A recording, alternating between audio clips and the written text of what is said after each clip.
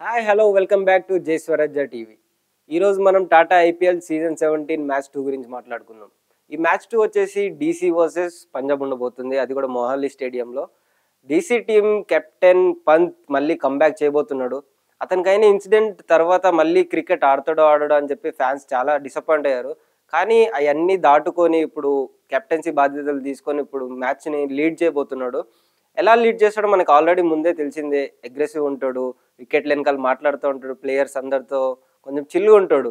ఆ మాట్లాడడం వల్ల ఏంటంటే ప్లేయర్స్కి కొంచెం రిలీఫ్ అనేది ఉంటుంది, ఫ్రీడమ్ దొరుకుతుంది ఆడడానికి. ఆ ఫ్రీడమ్ కొంచెం అడ్వాంటేజ్గా మారబోతుంది డీసీ టీంకి.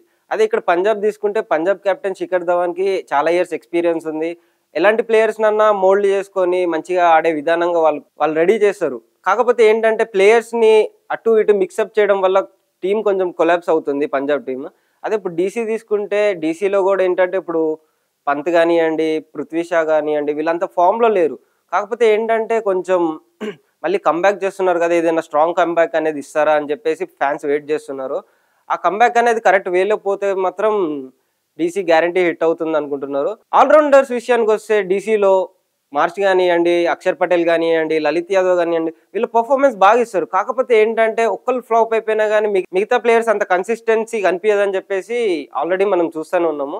కాకపోతే ఇప్పుడు పంజాబ్లో తీసుకుంటే ఏంటంటే పంజాబ్ బ్యాటింగ్ లైనప్ కానివ్వండి, శిఖర్ ధవన్ కానివ్వండి, లివింగ్స్టన్ కానివ్వండి, వీళ్ళు ఆల్రౌండర్స్ కొంచెం ఎక్కువ ఉన్నారు.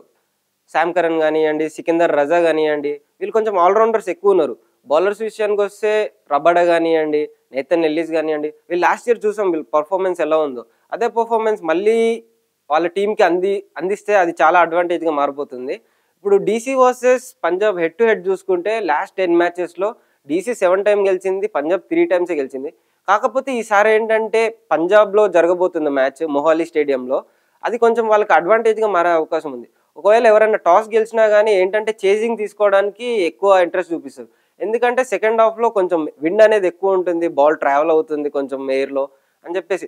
అదే ఇప్పుడు పంజాబ్ కింగ్స్ టాస్ గెలిచి ఒకవేళ బౌలింగ్ తీసుకున్నారు అనుకోండి, వాళ్ళు సెకండ్ ఇన్నింగ్స్లో వాళ్ళు కొంచెం హిట్టర్స్ ఉన్నారు కాబట్టి వాళ్ళు బిగ్ హిట్స్ కొట్టి టార్గెట్ ఎంత పెద్దగా ఉన్నా కానీ కొంచెం ఈజీగా చేజ్ చేసే విధానంగా తయారవబోతుంది పిచ్. ఫస్ట్ తీసుకుంటే ఇప్పుడు ఆఫ్టర్నూన్ మ్యాచ్ కాబట్టి కొంచెం బౌలింగ్కి డిఫికల్ట్ ఉంటుంది, ఫీల్డర్స్ కూడా కొంచెం క్లమ్జీగా ఉంటారు కాబట్టి స్కోర్ అనేది కొంచెం ఎక్కువ వెళ్తుంది అని చెప్పేసి ప్రెడిక్షన్ ఉంది మనకైతే. ఒకవేళ డీసీ టాస్ గెలిచినా కానీ చేజింగ్ తీసుకోవడానికే వాళ్ళు ఎక్కువ ఇంట్రెస్ట్ చూపిస్తారు. ఎందుకంటే వాళ్ళల్లో కూడా కొంచెం హిట్టర్స్ ఉన్నారు, రైలీ రసు కానివ్వండి, మార్ష్ కానివ్వండి.